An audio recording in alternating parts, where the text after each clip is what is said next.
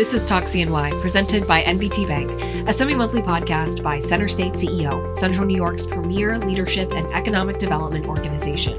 Join us as we meet the people and explore the projects driving the regional economy forward. This is Talk CNY, presented by NBT Bank.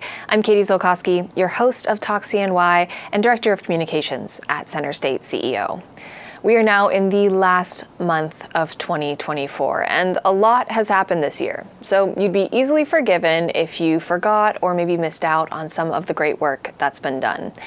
On this season of Talk CNY, we've had the privilege to discuss all of this progress with our partners, as well as our talented and thoughtful colleagues here at CenterState CEO.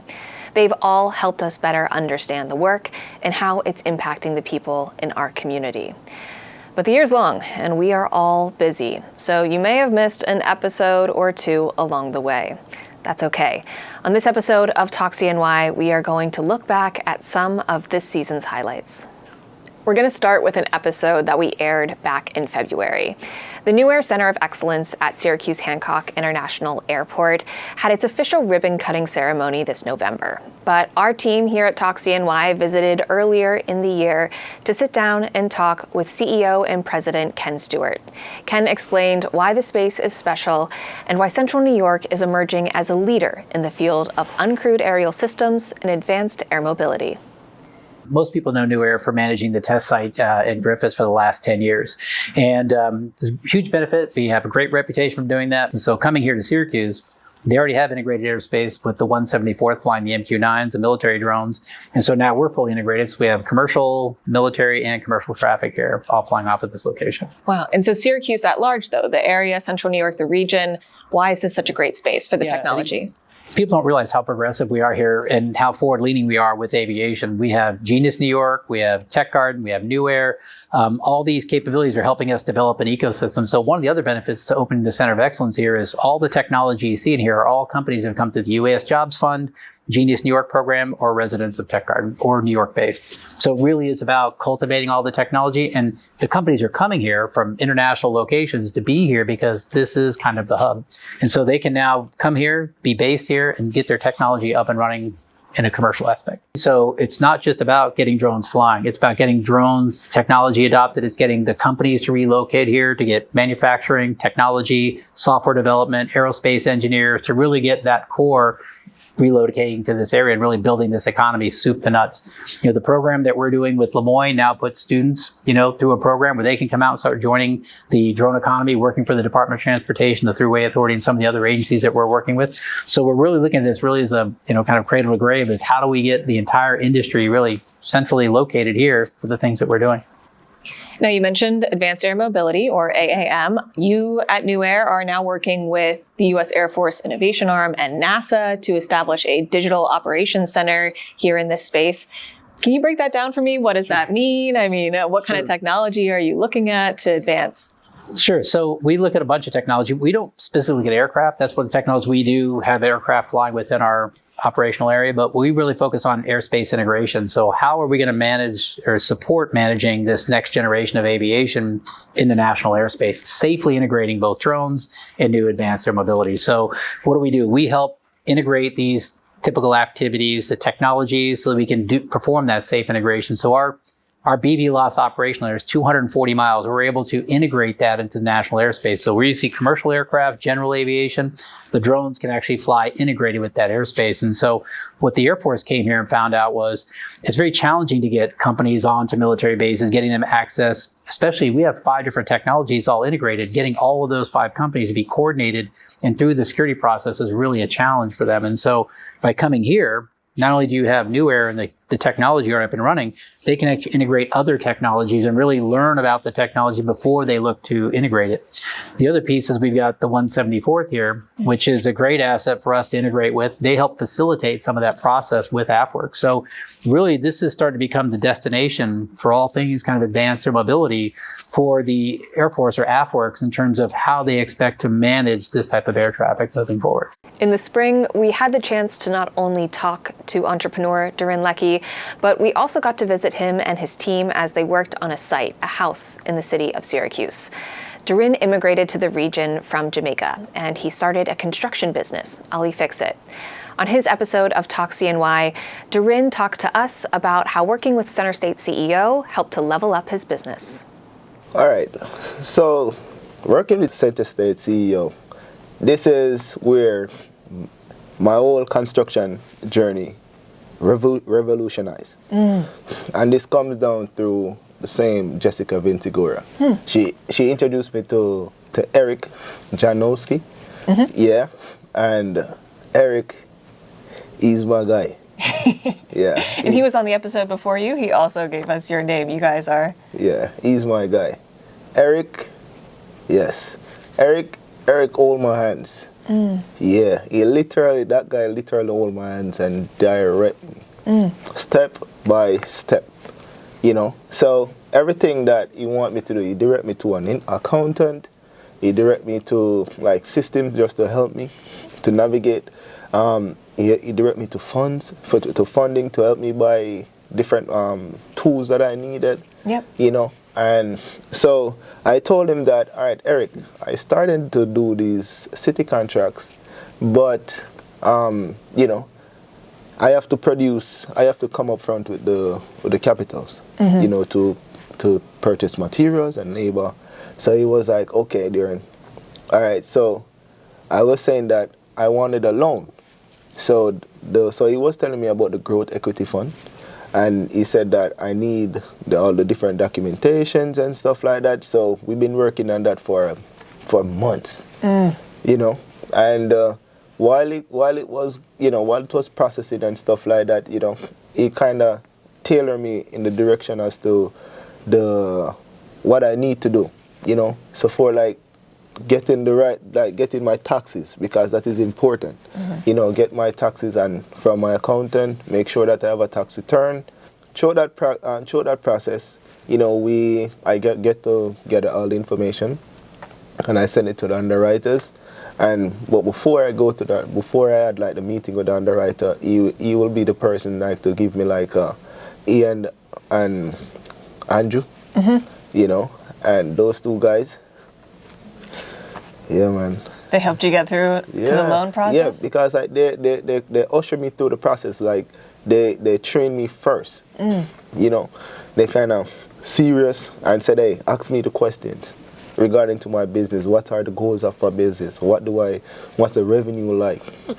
How long does it take for me to get paid from the city whenever I do a job? Or what is like the time between the start and the finish date?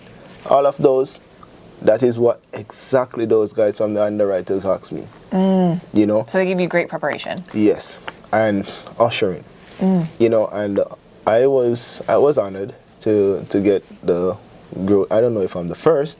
You were one of the first in the first group of them. Yeah. All right, but I was grateful because what it does, it helps me to kind of have leverage in the company now. Instead of like scrap it, because like before I got that funding, I was like working. I usually use jobs to take care of the city jobs. Yep. So I remember like while they were doing, I remember doing 4 bathrooms, all at once, because I want to make sure I have enough money to pay my guys, or I have enough money to buy materials.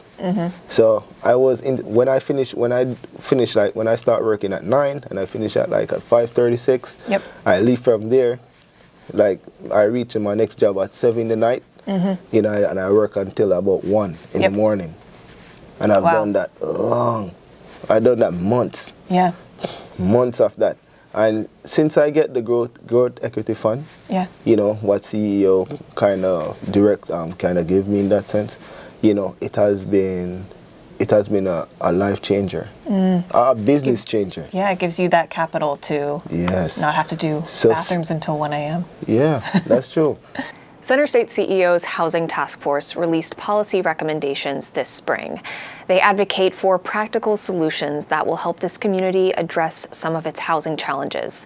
Task Force co-chairs Andy Brewer and Joanne Gagliano joined the podcast to break down those recommendations and explain why we need action now.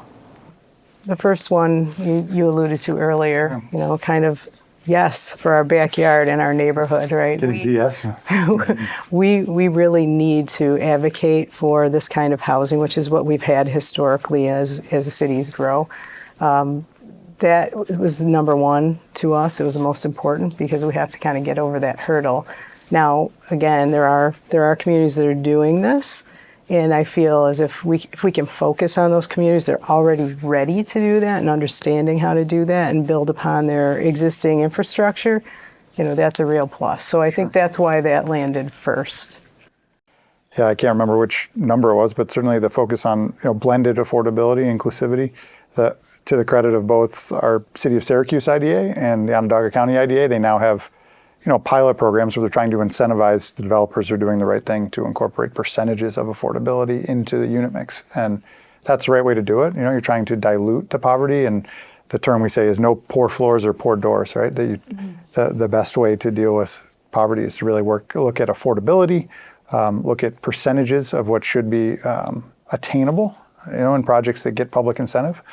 So that's a big part, I think, of where we need to go with the education piece and the advocacy piece now to make that explained on a region-wide level.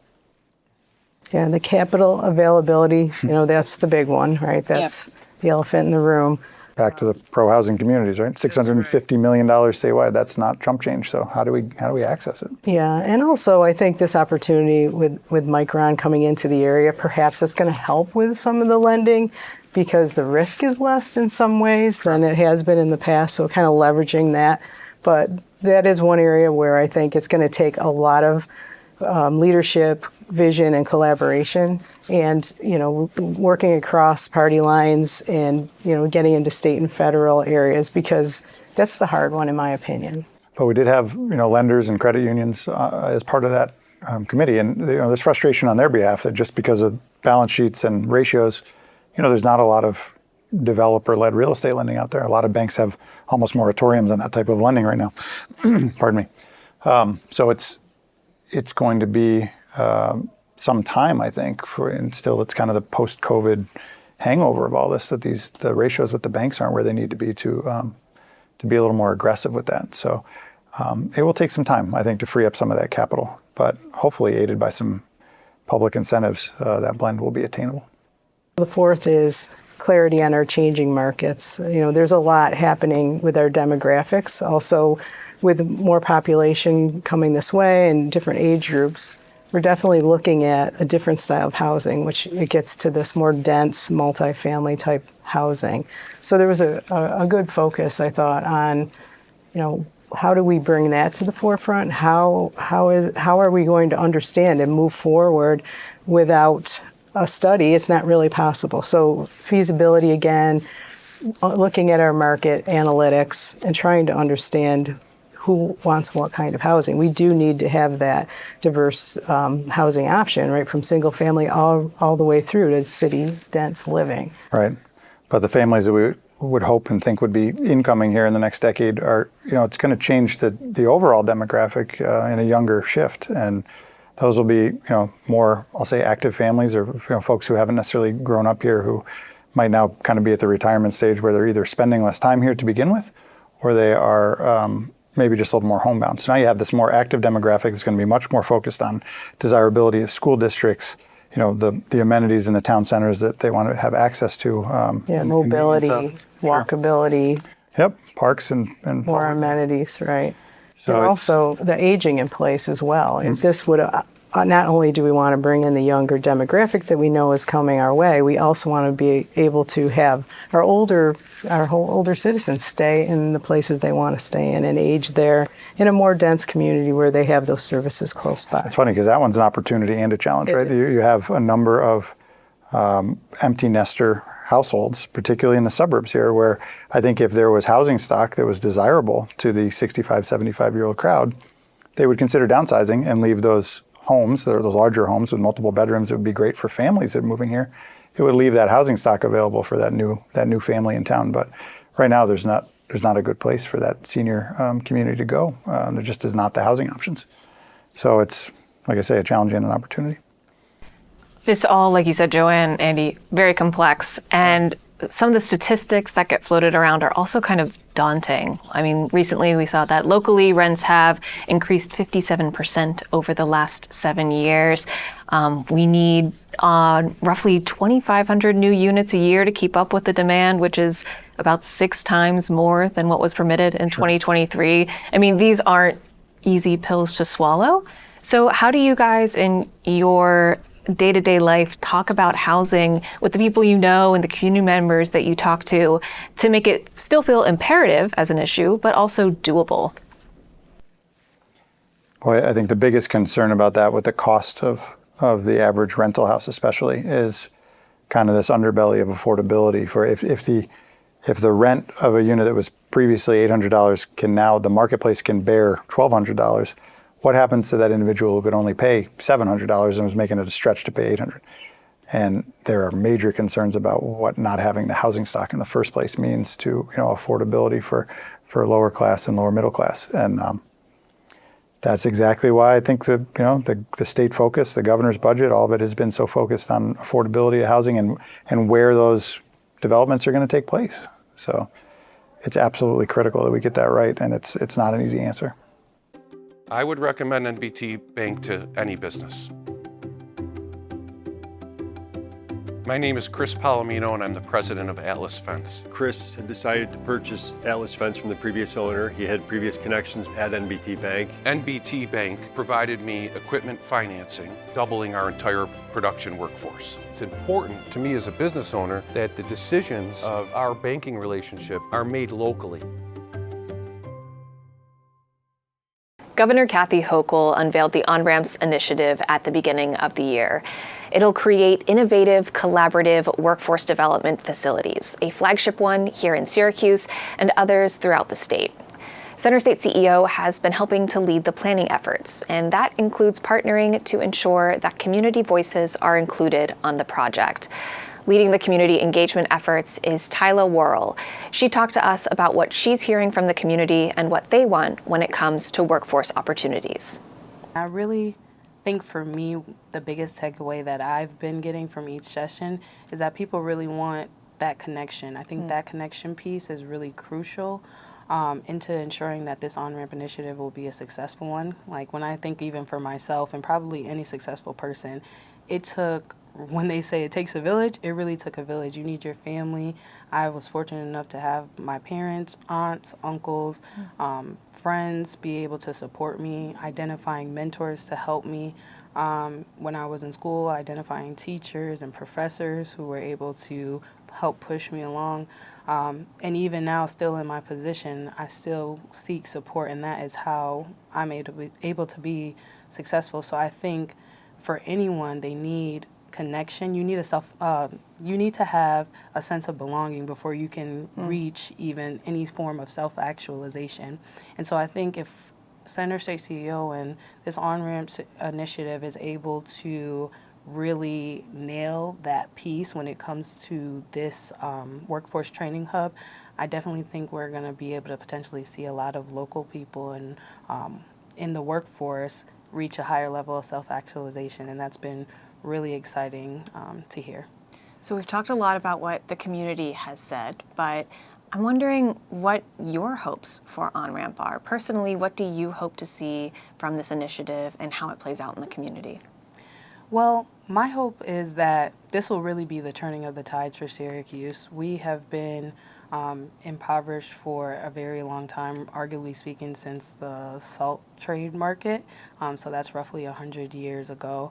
And so I'm really hoping, with the understanding that this is on a macro level interest in America to be a leader globally, that we can put differences aside and really come together as a cohesive ecosystem and be inclusive, so that on a micro level, people who are willing to work for what they need and can really get in where they fit in can reach a level of financial stability and financial freedom, because I really think that would solve a lot of the issues that we're seeing, at least in Syracuse and the surrounding areas in the region. So I really hope that, I know that this initiative won't solve all the problems, but I'm hoping that it will be a piece to the puzzle that will instill hope back into the community and will make people believe that they can actually reach higher potentials. There's a lot of talent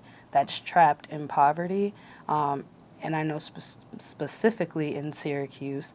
And so I'm hoping that when people can reach these higher levels of financial stability and financial freedom, we'll be able to get that potential more actualized, and you'll see more successful people like myself in positions of authority and positions of impactful change, and just happy. And finally, 2024 is the year that Syracuse, Rochester, Buffalo, Ithaca, and its consortium of partners became a federally funded tech hub as the New York Smart I-Corridor. Of the 12 tech hubs selected for federal funding, it's the only one focused on semiconductors. The consortium is led by CenterState CEO, One Rock in Rochester, and the Buffalo Niagara Partnership. Ben Sayo, Joe Stefko, and Dottie Gallagher from these organizations joined me here on the Talk CNY podcast and explained why this designation is important and what it means for our communities. So why should anyone who lives in the area that makes up the New York Smart I-Corridor care that we are a federally designated tech hub?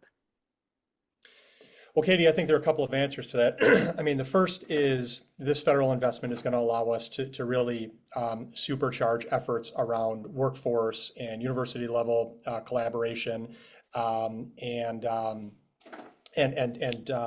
governing the regional corridor here, as well as activating and deepening the semiconductor supply chain, layering those dollars alongside significant commitments from New York State, and again, as we talked about before the break, building off the demand drivers that Micron and others in the broader ecosystem are creating, this whole opportunity that's being created. That's one answer. I think maybe as powerfully as the dollars is the validation that comes with both the Tech Hub designation and the implementation award. The fact that we were, as Dottie mentioned before the break, one of nearly 400 competitors at the outset of this program, narrowed down to 31 finalists, narrowed down to a dozen First in the Nation implementation awards. It's validation that this region, our regions collectively, can compete with any place in the country, any place in the world. The fact that the feds selected our corridor and our bid to be their only semiconductor-related regional tech hub investment through the recent Phase 2 award, I think having that validation, the federal government's imprimatur, their seal of approval, opens a significant number of doors, economic opportunities for our region. I think that validation is at least as powerful as the dollars that we're going to have an opportunity now to invest to supercharge all of the economic development efforts. So the only thing in addition I'd say to what Joe just said is the total federal award is around $40 million, which is fantastic. But we really view that as a down payment in this work, right? We know there'll be more investments made from the private sector. There's going to be more, hopefully more federal investments made along the Tech Hubs line, because if you recall, the Tech Hubs program was created to the tune of multi-billion dollars, but only originally funded to the tune of $500 million. So technically there is the authorization from Congress to make this a much bigger program. And we're anticipating and hoping that the funds are eventually appropriated to do that. And we've already have ideas through our initial planning work of where that could be invested. But ideally, the things that the projects that we're investing as part of this work lead to additional learnings and additional success that we can either scale, accelerate, or pivot into a different area of growing the semiconductor industry locally if we need to, right? So I think really importantly, this is yes, a great investment, and yes, a great stamp of approval on our work. But also, I think most importantly was the federal government saying, hey, we're committed to this region for this industry. We're committed to it in the long term, and we're going to continue to make investments and do other things to support the growth of the industry locally. We know what some of that looks like right now. Obviously, there's support in chips and science for Micron and for other partners that are building in the region. But what that looks like 2 or 3 years from now is still TBD. And I think that's great to have that whole of government partner approach with us along this journey of growing the industry locally. I mean, the short answer to that question is why should someone care is this is going to be transformational to the economy of upstate New York. More jobs, more investment, and more economic stability for our region. More taxpayers, more revenue, all of those good things that we that we're looking for after decades of being worried about our economies getting smaller. That's why you should care. Dottie just said what I said in 30 seconds. Just translating you, Ben, that's all. Smart. Good work. There are, of course, many more highlights from the season. We just couldn't fit them all into a single episode. But we encourage you to go back and listen through the episodes when you have the chance. You'll hear about all that we've achieved together and what we hope to accomplish in the future. And speaking of the future, there is still one more episode of the Talk CNY podcast this season. So make sure you are subscribed on whatever platform you get your podcasts, and look forward to an episode of Talk CNY presented by NBT Bank every other Wednesday. CenterState CEO's podcast, Talk CNY, presented by NBT Bank, is available on clickcny.com and all major podcast platforms. After each episode, you can join us on Click, where we'll continue to talk about this topic and provide additional resources and links. In Click, you can listen to or watch every episode of Talk CNY. Click is CenterState CEO's digital chamber platform, where our members connect, learn, and receive support from our staff. For new episode reminders, be sure to subscribe in your favorite podcast listening app. If you're enjoying Talk CNY, consider leaving a quick review or a 5-star rating.